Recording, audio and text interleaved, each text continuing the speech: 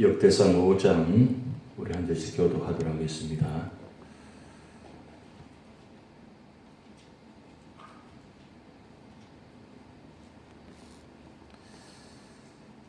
이스라엘 장자 르우벤의 아들들은 이러하니라. 르우벤은 장자라도 그의 아버지의 침상을 더럽혔으므로 장자의 명분이 이스라엘의 아들 요셉의 자손에게로 돌아가서 족보에 장자의 명분대로 기록되지 못하였느니라. 유다는 형제보다 뛰어나고 주권자가 유다에게서 났으나 장자의 명분은 요셉에게 있으니라. 이스라엘 장자 르우벤의 아들들은 한옥과 발루와 헤스론과 갈미요. 요엘의 아들은 스마야요. 그의 아들은 고기요. 그의 아들은 시므이요. 그의 아들은 미가요. 그의 아들은 르하야요. 그의 아들은 바할이요. 그의 아들은 보이라이니 그는 르우벤 자손의 지도자로서 아수르 왕 디글랏빌레셀에게 사로잡힌 자라. 그의 형제가 종족과 계보대로 우두머리 된 자는 여이엘과 스가랴와 벨라는 아사스의 아들이요 세마의 손자요 요엘이 정손이라.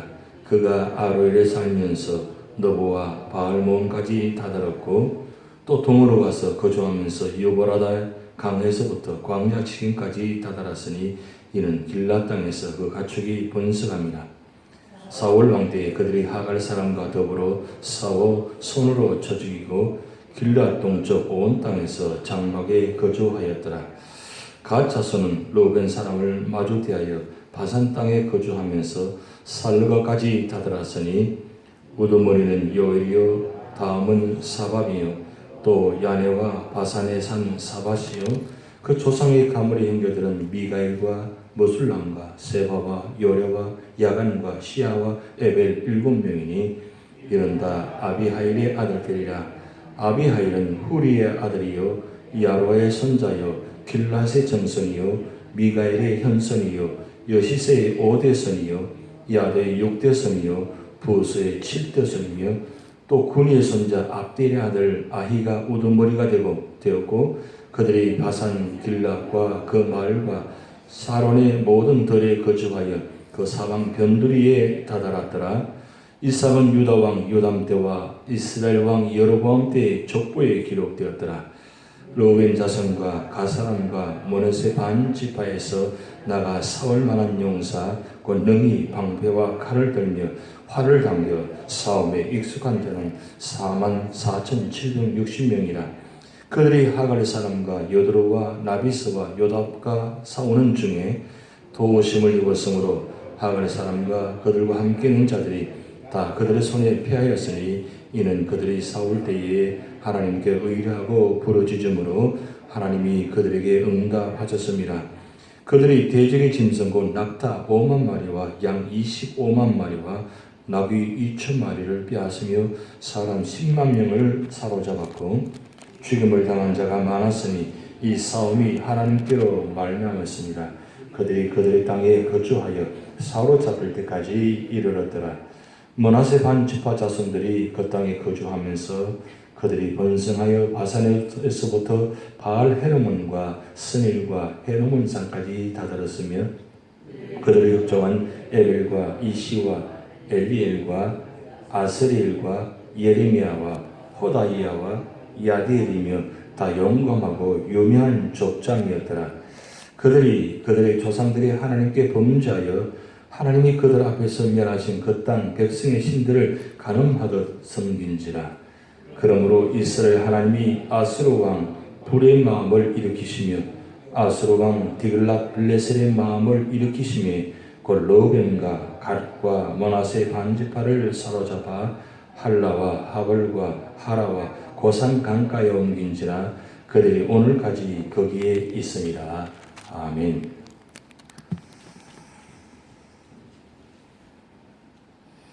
역대상하를 보면서 하나님 말씀 참 소중하고 축복이다는 생각을 요즘 많이 하고 있습니다. 만약에 역대상을 우리가 말씀을 상고하지 않는다면 이 엄청난 축복의 말씀을 우리가 깨닫지 못하고 듣지 못할 텐데 하나님께서 정한 시간대에 역대상하를 볼 수 있는 은혜 주셔서 얼마나 감사한지 몰라요. 얼마나 그 귀하게 생각하는지 모르겠습니다만은 역대상 하가 있기에 하나님의 축복이 얼마나 소중한가를 우리가 다시 생각할 수 있습니다. 여러분 성경 보실 때 그냥 보지 마시고 역사적인 배경도 중요하고 또 다른 것도 많은 거 하는 건 중요하지만 실제적으로 성경에 나타난 그 주인공 인물들 그 나라의 모습을 실제적으로 같은 입장에 보셔서 성경을 보시면 또 다른 은혜를 주십니다.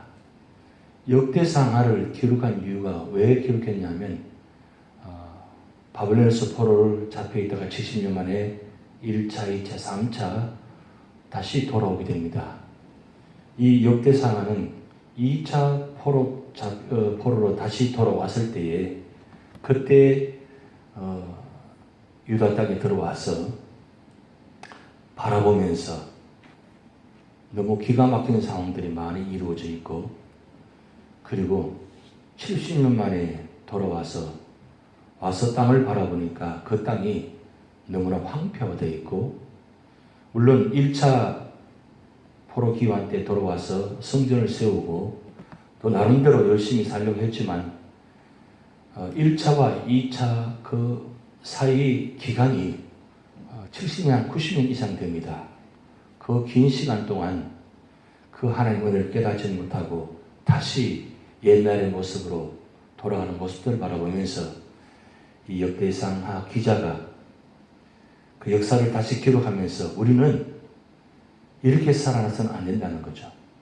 하나님께서 우리에게 주신 그 축복, 이 엄청난 약속들이 있는데 그 엄청난 약속을 바라보지 못하고 이와 같은 모습을 살았으면 우리 후손들에게 다시는 씻을 수 없는 죄가 반복된다는 것을 기억하고 이 역대상 기자가 역대상 시작부터 아담부터 시작해서 우리는 하나님 택한 선민이다.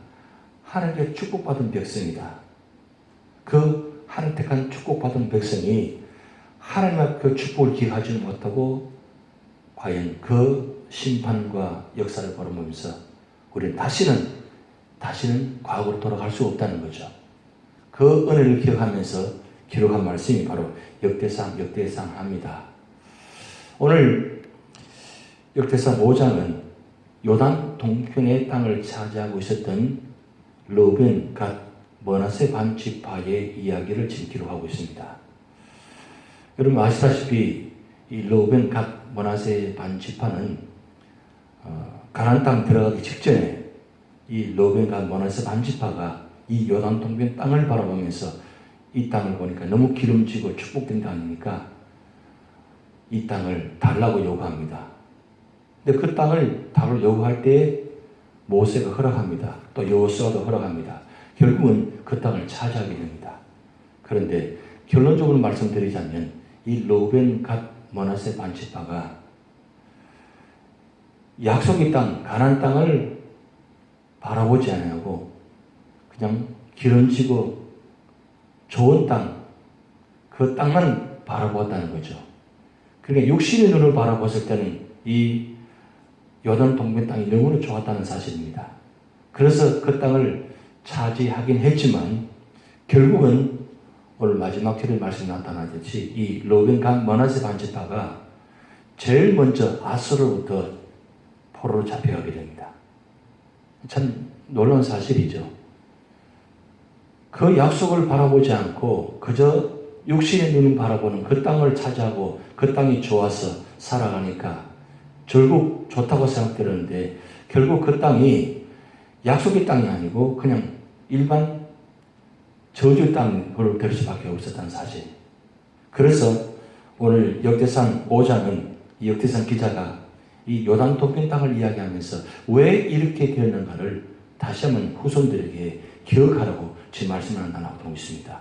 그런데 오늘 르우벤부터 이야기가 시작됩니다. 그런데 오늘 1절, 2절의 말씀 보면 르우벤 지파의 장자권을 왜 받지 못했는지 그리고 이후에 어떻게 되는지 말씀을 아주 구체적으로 1절, 2절에 표현해 놨습니다. 일반적으로 장자는 두 가지 축복을 받습니다. 집안에 지도자를 세움받게 되고, 두 번째로는 축복의 계승자가 됩니다. 그래서 장자는 그만큼 귀한 축복이 있습니다. 집안을 다스리고, 집안을 만약에 아버지가 돌아가시면 이 장자가 대신해서 모든 것을 다 다스리고, 그리고 치리하고 인도하고 그런 역할을 하는 것이 이 장자 역할입니다. 거기다가 다른 형제들보다 축복을 2배나 받는 그런 축복이 계신답니다. 근데 오늘 말씀에 나타나듯이 르우벤이 아버지의 침상을 더럽히는 말미암아 결국 그 장자권이 빼앗깁니다. 이 장자권이 빼앗기면서 장자의 축복의 계승자는 요셉 자손들이 되고, 그 다음에 그 장자의 첫 번째 축복인 집안을 다스리고 지도권이 있는 이 축복권이 유다 지파에 돌아갑니다. 보세요. 장자의 축복권을 받았는데 그 장자의 축복권을 합당하게 누리지 못하니까 결국은 그 축복권이 다른 지파에게 넘어가 버리는, 결국은 참 마지막에 비참하게 끝나버리는 장면을 볼 수 있다는 사실입니다.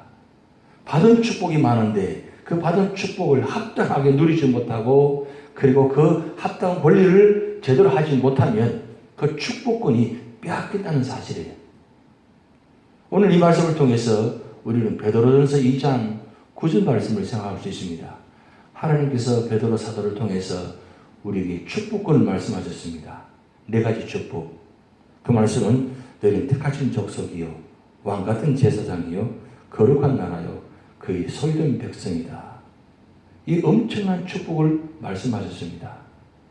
그런데 이 놀라운 축복을 우리가 받았는데 과연 우리가 이 축복을 제대로 누리고 있는지, 제대로 그 축복권을 사용하고 있는지 여러분 한번 생각해 보시기 바랍니다.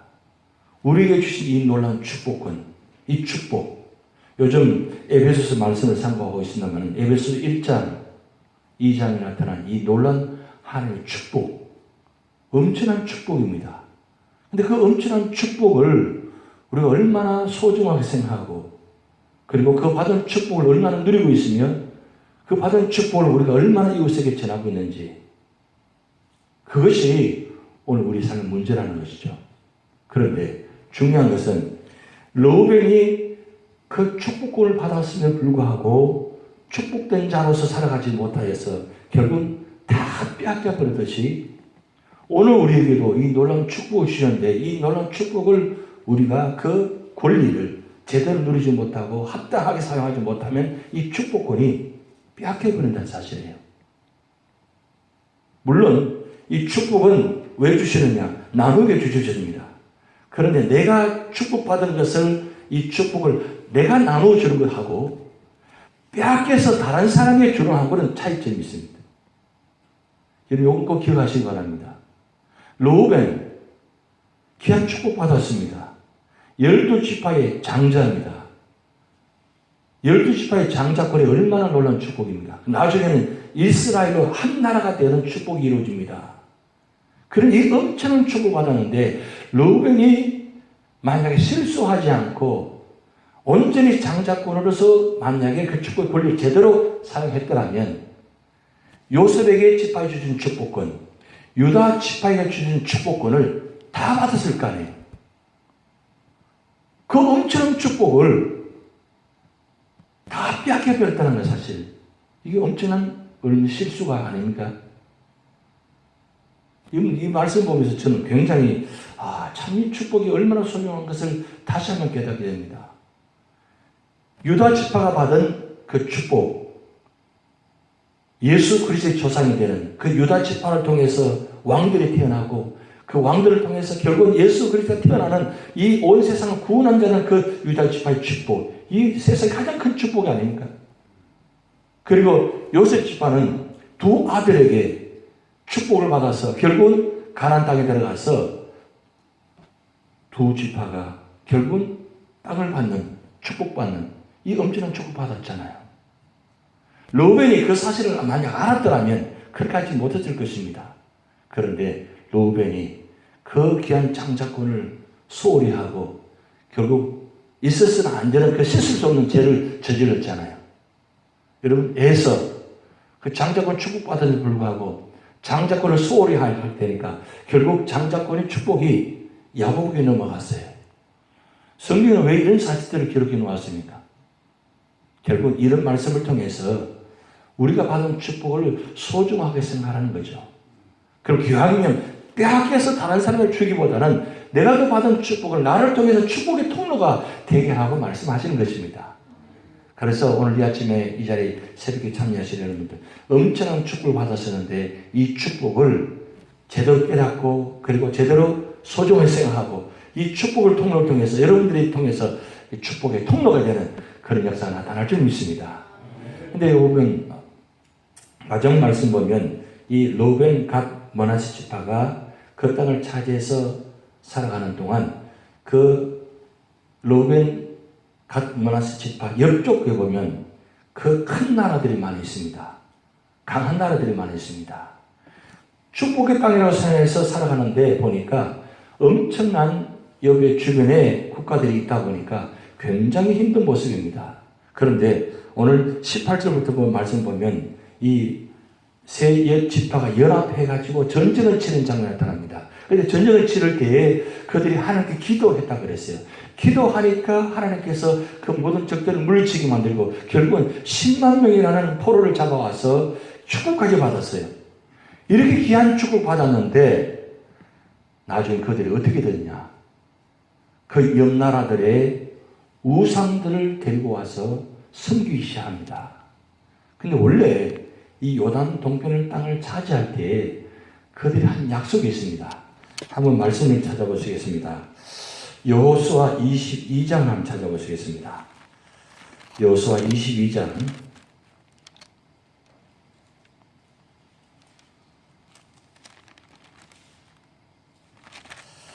여호수아 22장 28절에서 29절 한번 읽도록 하겠습니다. 354면 여호수아 22장 28절 29절 같이 있습니다. 우리가 말하였거니와 만일 그들이 후일에 우리에게나 우리 후대에게 같이 말하면 우리가 말하기를 우리 조상이 지은 여호와의 제단 모형을 보라. 이는 번제를 위한 것도 아니요 다른 제사를 위한 것도 아니야. 오직 우리와 너희 사이에 증거만 되게 할 뿐이라. 우리가 번제나 소제나 다른 제사를 위하여 우리 하나님 여호와의 성막 앞에 있는 제단 위에 제단을 쌓음으로 여호와를 거역하고 오늘 여호와를 따른 데에서 돌아서는 것은 결단코 아니라 하니라. 자, 이 말씀은 왜 있냐면 르우벤 갓 므낫세 반 지파가 요단 동편 땅을 차지할 때 모세와 한 약속이 있습니다. 여호수아와 마찬가지입니다. 무슨 약속을 하게 되냐면 이 요단 동편을 땅을 차지하는 대신 이 두 지파 반이 가나안 땅을 차지할 때 제일 먼저 앞서가서 가나안 땅을 전쟁을 치를 때 앞서서 전쟁을 치르고 그러고 난 다음에 이 땅을 주겠다고 약속하게 됩니다. 그래서 이 두 지파반이 가나안 땅에 들어가서 이 9지파와 같이 함께 가나안 땅을 차지할 때 이 두 지파반이 제일 앞서서 전쟁을 치렀습니다.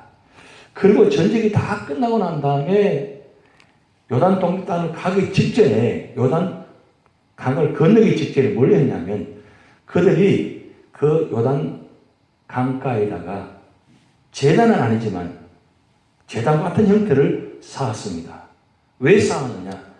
후대에 이것을 통해서 이 요단 서편에 있는 가나안 땅에 있는 9지파가 요단 동편에 있는 두 지파반을 볼 때에 저들은 우리와 함께한 약속의 지파다 라고 생각해 달라는 것이고, 두 번째는 뭐냐면 우리가 비록 요단 동편에 살지만 우리는 약속의 땅 축복받은 사람들이다. 그리고 하나님만 섬기겠다. 그걸 이 제단 모양을 쌓으면서 그렇게 하고 갔다는 거예요. 그런데 이 제단 같은 모습을 쌓을 때에 이 9지파가 오해했어요. 왜냐하면 왜 이런 거 만들었냐? 제단은 한 곳밖에 없는데 왜 이 제단을 쌓았냐 하면서 전쟁을 치를 뻔했습니다. 그런데 이들이 이렇게 고백함으로 통해서 서로 화해가 되고 회복되고 그리고 이것을 통해서 요단 서편에 있는 9지파와 그 다음 여기 요단 동편의 2지파 반이 서로 간에 이 모습을 통해 가지고 우리는 다 같이 하나님 약속된 지파들이고 그리고 하나님만 섬기겠다고 그렇게 다짐한 모습입니다. 그런데 이 나중에 후손들이 이 약속을 잊어버리게 되고 결국 나중에 우상을 섬기게 되고 그래서 이 약속을 지키지 못함으로 통해서 제일 먼저 이 2지파반이 아수르의 포로로 잡혀가게 됩니다. 그 모습이 바로 오늘 역대상 5장 제일 마지막 부분을 기록해 놓았습니다. 왜 이 모습을 기록해 놓았냐? 그것은 이제 우리가 포로로 잡혀갔다가 다시 돌아오게 되는데 연합해서 하나님께 기도하면 하나님께서 전쟁을 통해서 승리하게 하셨는데 그 전쟁을 통해서 하나님께서 세워주셨는데 그 하나님 은혜를 잊어버리고 기억하지 않냐고 우상을 섬기게 되니까 결국은 우리 조상들이 결국 실패하게 되고 포로로 잡혀가게 되고 결국 이 2지파 반이 결국 나중에 어떻게 되는 줄 아십니까? 사마리아 지역에 살면서 나중에 예수님 때에 이 사마리아 지역 사람들을 상종하지 않는 다 같은 지파의 자손들입니다. 그런데 나중에 포로로 돌아와서 이 요단 땅에 살고 있는 사람들은 나중에 예루살렘 성에 살면서 그들을 히브리파 유대인이라고 합니다.